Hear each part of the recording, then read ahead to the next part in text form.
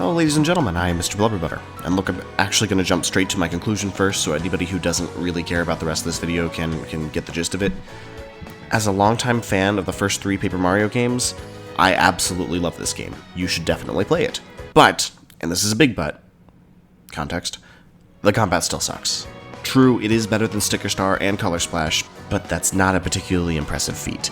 However, if you ignore the lackluster combat, the writing and exploration feels very much like a traditional Paper Mario game, like the ones I knew and loved as a kid.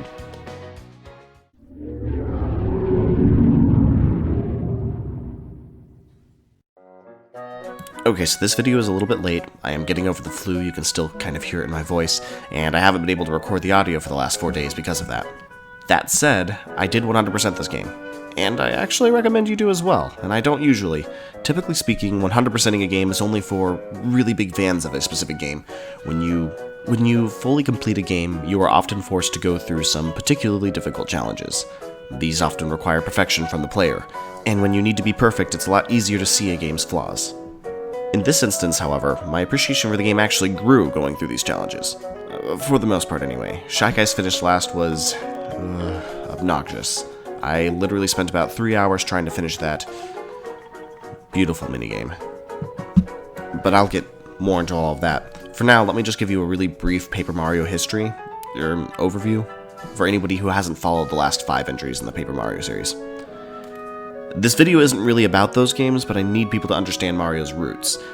The Origami King is an improvement. It's not really what people were hoping for, but it's a lot closer than I think a lot of people think it is, at least in my opinion. So Paper Mario started out as a spiritual successor to Super Mario RPG from the Super Nintendo. That game was a Final Fantasy-style RPG, but with Mario. It relied on timed action commands, so you would press A as you're being hit to lessen damage, and do the same as you were attacking to deal more damage. It helped make the turn-based combat not as monotonous. It also removed random encounters, which, if you know me at all, you know that I think random encounters are very stupid and outdated. So, it was a great game. Paper Mario was a fantastic sequel of sorts. The sequel to that game, The Thousand Year Door, took the formula from Paper Mario and tripled it. But by the third game, the series started to take a weird and controversial turn. Instead of being an open-world, turn-based RPG, Super Paper Mario was a side-scroller, mostly anyway, with some real-time combat. However, it was still an RPG, and had all the elements in writing that made the first 2 games great. It was just including traditional Mario platforming into the mix. The series completely abandoned its roots with the last 2 games, Sticker Star and Color Splash. Sticker Star was an objectively bad game. I do not recommend it at all. Color Splash had some fun levels, but was still nothing that seemed remotely like Paper Mario. The game felt like just a turn-based Mario game. Neither game had any RPG elements at all. Both of them changed the open-world setups from the previous games to Super Mario Bros. Type levels that you could revisit to gather some resources or to solve puzzles, which you absolutely did need to do, repeatedly, but it really didn't feel open-world. The card-based combat system from both of those games was also very unpopular with pretty much everybody. Then came this game, the Origami King. Now, many people were really hoping for a traditional Paper Mario game. Those people will be somewhat disappointed, but mostly only because of the combat. As far as the writing goes, this feels just like the original Paper Mario I fell in love with. In fact, maybe better. The writing is fantastic, and I truly mean that. I was very surprised at the amount of depth in this silly Mario game. The plot took some turns, and it had some surprising twists, and it did make me tear up a couple of times also. Plus, it's ridiculously funny.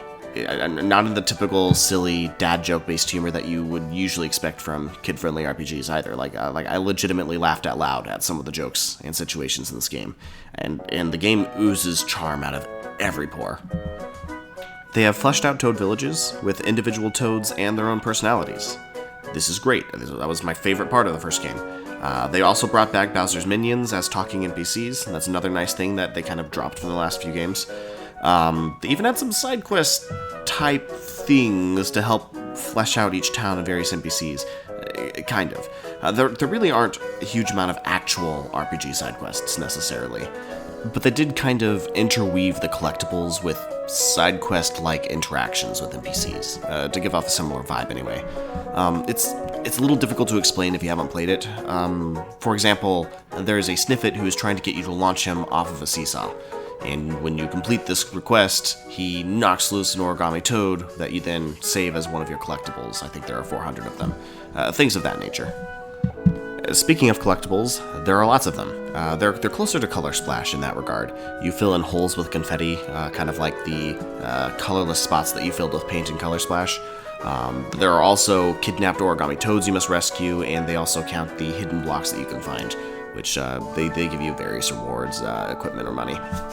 Now, like I said, I 100% completed this game, so I found 100% of all of the collectibles.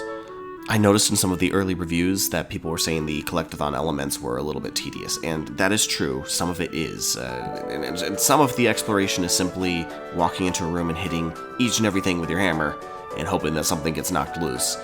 That is fair. But for the most part, I actually enjoyed most of the exploration of this game, and 100%ing it allowed me to actually take in the depth that a lot of these maps had. A lot of the level design was really well made, and you don't really notice if you're just trying to breeze through to get to the ending. Thoroughly exploring every area really showcased a lot of the game's strengths.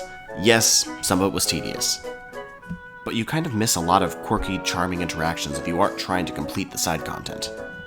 Plus, having your in-combat bleachers slowly fill up with a larger and larger crowd of toads that watch you and cheer you on was immediately gratifying. It was a nice way to see your progress and feel just slightly rewarded every time you did add another toad to that number. Honestly, all these little details and collectibles really helped add to the charm of the overall game. Plus, most of the hidden collectibles weren't that hard to find. And if you were particularly stumped, there were equipable beacons that point you towards the nearby collectibles. You'll have to recharge them if you use them too long, but it really does help remove the monotony if you aren't really in the mood to just wander around aimlessly. The achievements, on the other hand, rather than the collectibles, they were a little less enjoyable. Substantially so. Several of them, anyway. Getting a perfect score on Shy Guys Finished Last was the most irritating a Paper Mario has ever been for me. The River Rapids also was pretty full of BS. Oddly enough, though, the ring practice achievements, which I thought I would hate, actually made me appreciate the game's combat a lot more. I say combat in quotes because it's not really much of a combat system. Oh, the open worlds are back. Like in previous entries, there were several larger areas that you can explore, granted somewhat chronologically, but you reach the dungeons, you unlock the next area, and that area has its own dungeon, and you kind of explore in a more Zelda-like fashion. Each section has its own objectives and theme, and for the most part, I found it incredibly effective. There were two significantly larger, more open-world sections, in particular, that I think were really, really well made. It really cemented this experience as a Paper Mario game for me. For some, the scale can be a little bit overwhelming. My roommate had noted that he wasn't interested in getting into this because of all of that.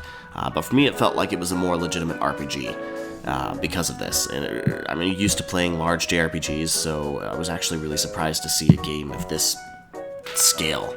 I assumed it would be closer to Color Splash, which, it's not tiny, but I wouldn't really call it huge either. Context. But now we have to look at some of the negatives.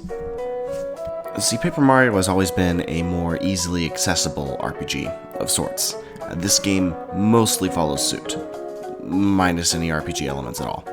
They use some equipment to try to bridge that gap, mostly unsuccessfully. But there aren't a lot of options, and they don't really make a huge difference. With the exception of the consumable equipment, which, unfortunately, is a lot closer to the last two entries in the series. I'm a little disappointed that they didn't seem to learn the lesson. The consumable equipment was hugely unpopular, but they seem really, really insistent on trying to prove it can work. It doesn't. It hasn't, and honestly, I don't really see it ever being successful. If you have stronger attacks with limited uses and no real reward for combat, in this instance, there's no experience or leveling up, there's a really good reason to avoid combat altogether, and no reason to go out of your way to actually engage in combat. You want to save your strong equipment for the bosses, and honestly, that's exactly what happened to me. I went so far out of my way trying to 100% everything while dancing around enemies because there was no reason for me to fight, it was just a waste of time. The combat itself has been replaced with a puzzle. That in and of itself is not necessarily a problem. Going back to the same issue, though, Intelligent Systems knew that the combat system of the last couple games had been a point of contention, and has been for a while. At this point, their insistence on ignoring fan feedback and continually using a combat system that has been very much hated, it just seems kind of deliberately disrespectful. To be fair, though, the combat was really cool and new, but only for about 10 minutes. It very quickly overstayed its welcome. There's just not enough diversity. Completing the same type of puzzle literally hundreds of times just isn't entertaining. Yes, it does get a little more complicated and more difficult as the game progresses, but it's not enough to keep the combat fresh.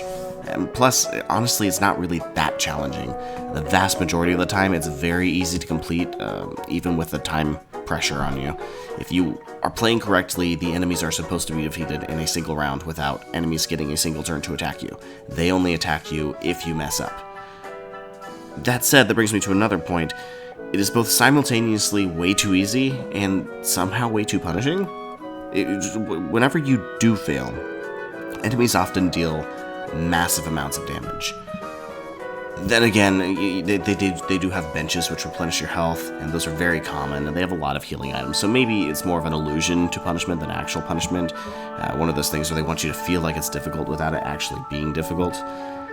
It just seemed like as a whole the combat was a missed opportunity, and it was really disappointing. If they had flavored the combat and changed it a little bit for each level, or world, or section, it could have been fine, but they didn't. It just stayed the same. I was really hoping for a combat system closer to Radiant Historia, which is a game that I loved, with various attacks that moved enemies or rotated the board, or at least items that hit along a different grid. But instead, it was just line up the enemies and use either your hammer or a jump. And like I said, they turned it into a puzzle. The bosses, on the other hand, were different, and actually I thought the bosses were great. Sometimes irritating to figure out what you're doing, it's still puzzle-like. But they did switch up the formula enough to actually be interesting, and I did look forward to the bosses, so keep that in mind. The average enemies sucked, but the bosses were entertaining, and those were worth playing through. Plus, there was some somewhat rare, overworld combat that was real-time, just basically using your hammer, and those were interesting enough. One last note before I wrap this up, and this is mild spoilers for anybody who doesn't want to be spoiled. I'll make sure I put a timestamp here so you guys can skip this section. The overall writing and tone of the game was surprisingly dark for a Paper Mario game. Now, most of the time, the darker or more mature themes would quickly be replaced with slapstick humor or something to help soften the blow, so it was done in a very upbeat manner. But I was a little bit surprised at some of the things they explored here. First of all, death. They are very matter-of-fact about death. Most of the other Paper Mario games go out of the way to show that the people you defeat aren't actually dead. You're just beating them and they show up later, very, very cartoony. In this game, they straight up tell you can't save the people that are folded into origami, you have to kill them, and when you do, they blow up into confetti, which you then use as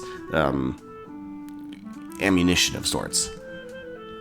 Plus, there was that scene. Anybody who's played it already knows what I'm talking about. I'm not going to spoil it for anybody else. But there was one in particular that just really hit it home. It was very effective, and I was very surprised at some of the themes they explored here. It was actually really touching, but a little off-putting, considering everything else in the series. Anyway, at this point, I will wrap it up. Really, the combat was the biggest flaw. The bland combat, and some of the tedious collectathon elements, with the latter being a lot more mild as a whole. Like I said at the beginning of the video, I highly recommend this game. I feel like the majority of this game feels every bit as classic Paper Mario as we had been hoping for quite some time. The combat still sucks. I don't think the combat's great, but I appreciate what they were trying to do, and I think it's acceptable. It wasn't the worst. It's certainly better than the last two games. Like I said, it is a little frustrating that it seems like Intelligent Systems is intentionally just being stubborn about this one issue and continually seem to damage their last few entries of the series by having very weird and awkward combat systems, all in the name of not going back to what it was before. It seems a little weird, but if you can look past that, to be fair, substantial flaw, the rest of the game is really fantastic, so I do recommend it. I just think you should know what you're getting into. I really wasn't disappointed. The combat was irritating, but the overall game, I left very satisfied. It is what I was hoping for when Color Splash was coming out.